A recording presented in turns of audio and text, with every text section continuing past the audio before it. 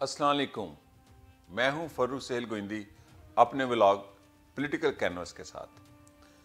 शाम के 5 बजे हैं और 15 फरवरी है। जब आप ये प्रोग्राम देखेंगे मेरा व्लॉग उस वक्त 7 बज चुके होंगे। आज तक की जो अपडेट है कि पीटीआई के साथ क्या होने जा रहा है अंदर ही अंदर, और पाकिस्तान पीपल्स पार्टी के अंदर की क्या लड़ाई है, और पाकिस्तान मुस्लिम लीग नून के अंदर की क्या लड़ाई है, और एक नई पार्टी खड़ी हो रही है पार्लियामान के अंदर से। ये अहम खबरें हैं और अहम तज़िया है इस पर कि हुकूमत कैसे बनेगी और कुछ अरसे बाद इस हुकूमत की क्या शक्ल होगी। मौलाना फजलुर रहमान साहब क्या करना चाहते हैं, और जमायत इस्लामी के साथ क्या हुआ। पीटीआई जो शामिल होना चाहती थी अपने जीते हुए अराकीन असम्बलियों को अंदर लेकर, क्यों बात नहीं बनी। देखें, सबसे पहली बात यह है कि पाकिस्तान की हिस्ट्री में पहली दफ़ा एक खातून वज़ीर आला बनने जा रही हैं, मरियम नवाज शरीफ साहबा। लेकिन तारीख़ का दिलचस्प जबर समझें या डेवलपमेंट समझें कि मियाँ नवाज शरीफ इनके वालिद मोहतरमा बेनज़ीर भुट्टो के इसलिए मुखालिफ थे कि बेनज़ीर एक औरत है, वो कैसे हुक्मरान हो सकती है। आज वही मियाँ नवाज शरीफ अपनी बेटी को वज़ीर आज़म बनाने के लिए बेचैन है। इक़्तिदार उनसे छिन गया, वो इक़्तिदार के किनारों से अब दूर होते जाएंगे, और वक्त के साथ साथ मेरी ये पॉलिटिकल एनालिसिस है, सियासत के धारों से भी दूर हो जाएंगे। इस मुल्क में सियासत भी उसी की है जो इक़्तिदार में होता है।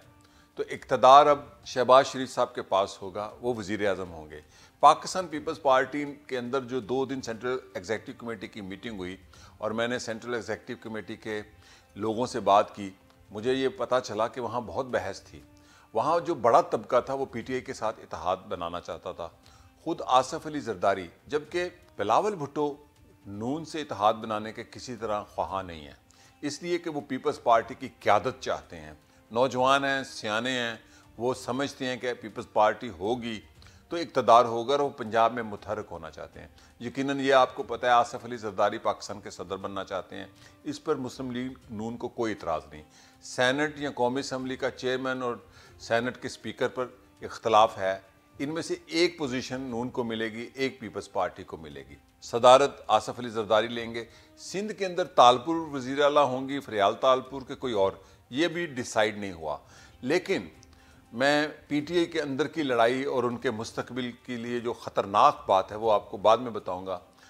अहम बात ये बता दूं कि मैं जमात इस्लामी के अहम तरीन लीडर से कल मेरी बात हुई, तो मैंने कहा आपका पीटीआई के साथ मामला क्यों तय नहीं हुआ कौमी असम्बली के अराकीन और केपीके में और पंजाब के अंदर। उन्होंने कहा कि पाकिस्तान तहरीक इंसाफ ये चाहती थी कि सिर्फ सूबा खैबर पख्तूनख्वा के अंदर जमात इस्लामी का प्लेटफॉर्म इस्तेमाल किया जाए, जबकि जमात इस्लामी कहती थी अगर हमारे साथ मामला तय करना है तो कौमी असम्बली के सारे अराकीन हमारी जमात में आए पंजाब के अंदर, और दूसरे भी ऐसे अगर कहीं अराकीन हैं केपीके में और जहाँ कहीं भी हैं। लेकिन पीटीआई नहीं मानी, यानी कि पीटीआई के अंदर अभी मुफाहमत का किसी सतह पर भी मजाज डेवलप नहीं हुआ। दूसरी जो अहम तरीन खबर है कि अलीम खान बहुत फोकस कर रहे हैं, 20 के करीब अराकीन सूबाई असम्बली वो तोड़ने में कामयाब हो गए, अपनी पार्टी में शामिल करने में कामयाब हो गए। अलीम खान एक सियासी ब्रोकर की हैसियत से, बड़े ताकतवर लीडर की हैसियत से सामने आ रहे हैं। जहांगीर तरीन अज खुद फारग हो गए सियासत के मैदान से, जैसे अब वो अपना कारोबार करेंगे। लेकिन अलीम खान एक पॉलिटिकल रियलिटी बन के उभर रहे हैं। वो क्यू से बड़ी जमात होगी और वो बड़ा हिस्सा मांगेंगे। कल कला वो मरकज़ में भी कुछ करेंगे। अब मैं आता हूँ पीटीआई का मुस्तकबिल क्या है।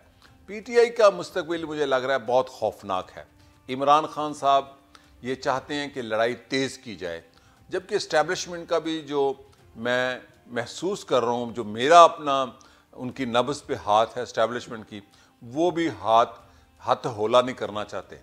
तो पीटीआई एक हॉकिश, एक रेडिकल और एक तेज़ और बहुत सख्त गिर मौक़िफ़ लिए हुए है, और पीटीआई में ऐसे लोग शामिल हो गए हैं जो पीटीआई को लड़ाने के लिए, इसको हॉकिश उकाबी सियासत कराने के लिए तैयार हैं। अच्छा, मज़े की बात है कि पीटीआई का ढांचा तो गैर इनकलाबी है, लेकिन तासुर ये दे रहे हैं कि वो इनकलाबी पार्टी है। ऐसे में क्या होगा, पीटीआई पंजाब से भी टूटने जा रही है, यानी कि उनके एमपीएस और एमएनएस भी, और पीटीआई के 2-3 टुकड़े होने जा रहे हैं। कुछ लोग तोड़ेंगे, जैसे नून में कुछ लोग शामिल हुए हैं, अब उनको सादा अक्सरियत मिल गई है मुस्लिम लीग नून को, उन्हें पीटीआई के अरकान असम्बली और दूसरों से। इसी तरह सेंटर में भी अरकान असम्बली टूटना शुरू होंगे और इमरान खान फिर अकेले रह जाएंगे।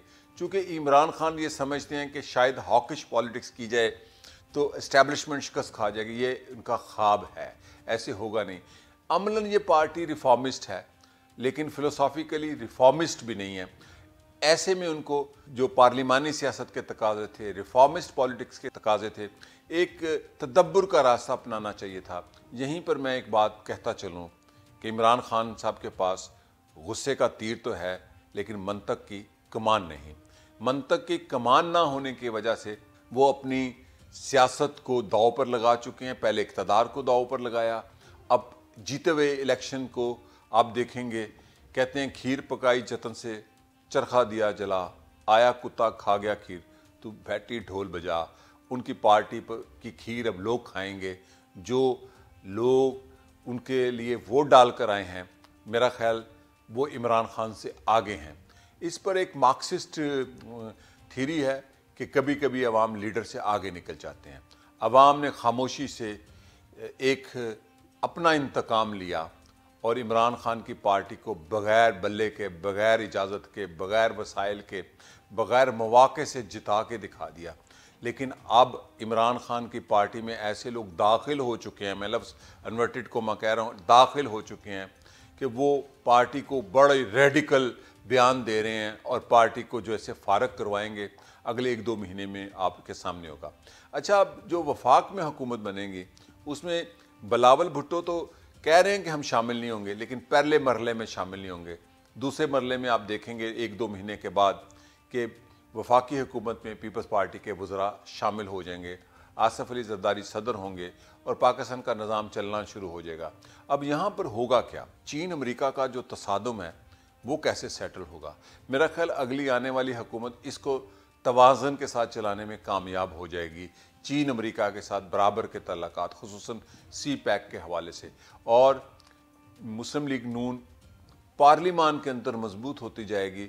जो खीर पकाई जतन से, उसके अंदर वो भी कुछ जोड़ तोड़ और होगा और पाकिस्तान में एक अजीब व गरीब हुकूमत बनने जा रही है कि मुखालिफ भी हैं, हमायत में भी हैं, और इसी तरह हर सड़क पर हमें पीपल्स पार्टी भी मुजाहरे करती नज़र आ रही है।